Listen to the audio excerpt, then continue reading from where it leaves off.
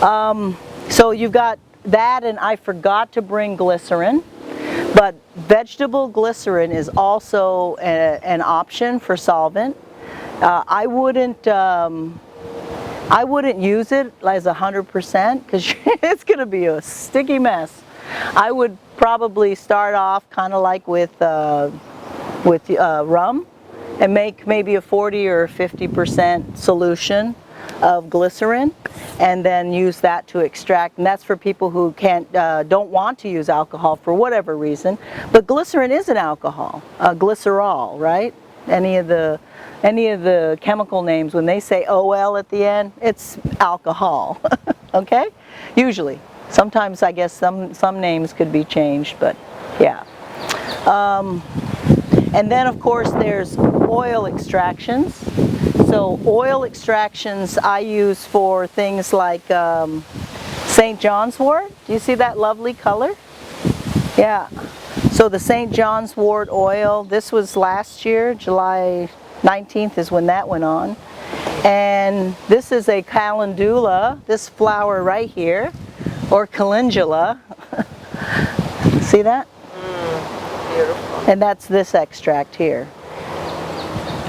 I didn't measure any of this. I know people say, oh yeah, I'm very meticulous. You can be if that's what you want to get in there and, you know, geek out on the science and write down every little number that you do and how many grams and how many milliliters.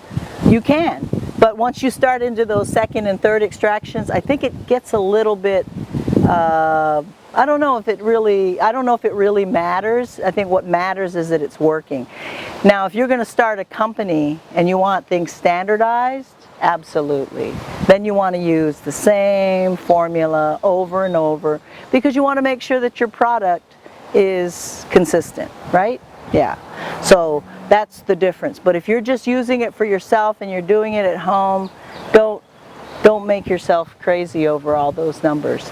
The other thing too I forgot to mention, you'll notice that all of these have some sort of sticker on them. I always put what it is, what it's extracted in, and the date. I shouldn't say I always do it because that's not true. Anthony's going to call me out on this one. It's like, he goes, what's this? I don't even know what this is. There's nothing on it. There's no label. And I go open it up and I go, you know what? I don't know what it is either. I knew I should have labeled it. You're guilty, right? Because you go, oh, I'll remember that. Oh no, you will not remember that. So I keep, I think really is get a Sharpie and this paper tape, the masking tape. It's great because it doesn't leave that sticky residue like other tape. And it's cheap. You can get it for $1.25 at the dollar store. So, and this will last you a long time. We have a couple of extracts here that were done. So Ursula did a extract here with the willow that we picked back there. You can see it. It's I'm going to pass it around. It looks gorgeous. The brown color is likely the tannins, and in this one I would probably put more in, like give it a few weeks and then put some more in there, take out the solid stuff. Yeah, but check that out. So that's the stuff that you said it was good for when you thought you had a heart attack? Well, yeah, well, it's good. It's good as it'll thin your blood. So if you're on a blood thinner, don't take it. It's also good for pain, and it's also good for your stomach. And that was the part that, remember we talked about the naturally occurring acetylsalicylic acid in willow? It's actually good for your stomach. But the aspirin isn't. You're correct. All right. So I brought a couple of things. I want you guys to kind of play with this a little bit and see what I'm talking about here. Oh, wait, I forgot one more extract. So this one here is the red clover. Oh, this is the clover honey. So this is the red clover in simple syrup, right? Yeah, that's cool. I'm going to open it. I've got to smell it. Doesn't have a strong smell at all. Yeah. And this is the apple cider vinegar with the daisies. I think these two here, we're going to use them on Friday when we do the eating with the seasons. But this is the vinegar with the dandelions in them. I'm going to pass this around. Yeah. Isn't that gorgeous? Yeah. Would you put more in, like for those? You could, yeah, yeah. You could, yeah. I was just so used to having my jars full of. Oh yeah, yeah, yeah. Normally. See me, I would probably grind it all up too. Oh, okay. Yeah. Grind it all up and then I would add some. It's vinegary, huh? Yeah, I love it. Yeah. Make it nice. Here, I'll take it so you don't have to get up. There you go. So this is, like I said, a very simple tincture press. It's so simple, and that's why I got it, because it didn't have complicated like hydraulics and motors and all that. Yeah. Before like that. So it's just this is stained. Okay. It's clean, but it's stained because it's been used and used. You can get these bags at the, you know, the winemaking store. Yeah. Yeah, you can get these bags there. They're just nylon mesh bags, and I use them for. You'll see when we do the hominy corn. I use it to put my ashes in. I use it for extracting. I use this this type of bag for anytime I have to like infuse something, because it keeps the chunks out. And then at the end, all I have to do is squeeze it. For bear grease, Yes. what did we used to use to mix it? Was it with ash? Did we mix it with ash to give it that sort of? Because apparently there's a chemical you could use, but allegedly it used to be ash that we used. Yeah, charcoal. Charcoal. Charcoal. Yeah, you're talking about for. Just like the ointments. Yeah, yeah. So the charcoal, I think that's what they use, because the black stuff, not the gray, like when you make a fire. Yeah, yeah, yeah. That's the one.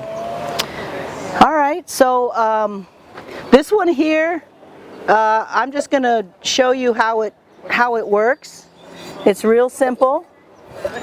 All right, so I'm going to show you what I would do with this, because you're saying, oh, that's a mess, right? Yeah. No. So what I would do is I would take this. I'm going to try to stand in a way that everybody can see. Is this good like this? Yeah? Okay. So what I would do is I would decant the top layer off without getting the bottom stuff in there. So I'm watching as the powders come through. All right, so that's how much I got without. But now you've got this big sludgy mess on your hands. But there's a lot of medicine in this, and you don't want to throw that away. I would say that's the best part, right? Yeah, because that's in contact with it. So what I do at this point is put that in here.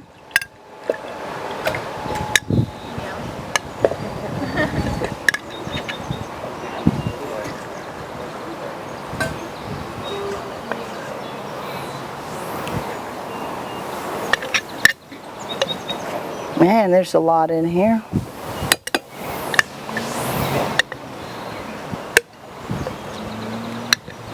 So to get your powder, I just use a, you see that coffee grinder there? $10, yeah, you can, or cheaper sometimes. There at Christmas time, they'll have them for $8 for a coffee grinder. I'm like, that's great. But get yourself a paintbrush too, a little one, like a 1.5 inch brush, so that you can brush out the inside of the grinder. You brush it all out, and if you want to make sure you don't cross-contaminate, take a little towel soaked in rum or vodka and wipe the inside out after, out of your grinder. So now you've got this, and this goes on, and you think, oh, there's nothing in there. That stuff was dry. Look at it. See? So dry, it's crumbly, right? Yeah. That's what you think. Yeah. I can't read. I know, it's not that much, but those folks who've made tinctures, you don't want to miss any drops of it because it's so much work just to pick and collect all of it. You don't want to waste it. So I'm supposed to stand over here, aren't I? Okay. So this is a basic tincture press. I bought this 25 years ago, something like that. Isn't that amazing? Yes. You want to take this around and show it to, or yeah, you want to just take it around and show it to everyone. This dry, crumbly stuff, amazing. just you can hold it like that. Okay. Yeah. Look at this. I'm so impressed. Yeah, truly celebrate. Lucky I'm retired. I would be going to find me one of these right now.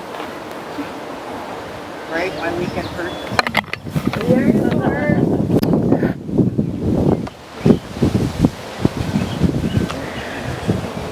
So at that point, when you're going to crank that down, I'll have you guys come up here and do that, and then you'll have to put it away, right? Store it in a jar. But you don't want to store them separately. You want to put that, you want to add that to this too. Glassware, you can get it on Amazon. It's so cheap now. It's like, yeah, it's just like, I don't know, 20 bucks you can get a set from big pieces to little pieces. If you just want to have a piece of glassware that makes sense for what you're doing. Yeah. That's like mind blowing. This It is, is. Isn't that totally cool? amazing. Yeah. Yeah. You're not retired. Get out of here. So you turn this thing around, right? I'll have this going on while I'm doing other things in the kitchen. And once it starts giving me a little resistance, I just walk away and do something else, come back later, give it another twist, walk around, come back later, give it another twist. But as the liquid comes up on top, I go ahead and transfer it like this. I was wondering how you did that, but I figured it out after. Yeah. That happened. And then you just keep on doing it. If you guys want to come up and you want to try coming up here, you can. What do you think? Yeah, you want to just, if you want to try, and then you can try it or not. Since I'm going to be buying one. Yeah, exactly. Better see what it feels like. Cool. And then Look at you, you're going to extract it all. All that hard work and all them prayers that you go and harvest your medicines. Yep. This, you do not waste it whatsoever. And I find with the twigs and the bark or whatever you're having, I always put that back to Mother Earth. But then it's like, what a waste, you know? Yeah. Yeah, no, I always compost whatever's left over. Yeah. True, Yeah. Always. Isn't that fun? Yeah. Yeah. I like that. Yeah, it's a lot of fun.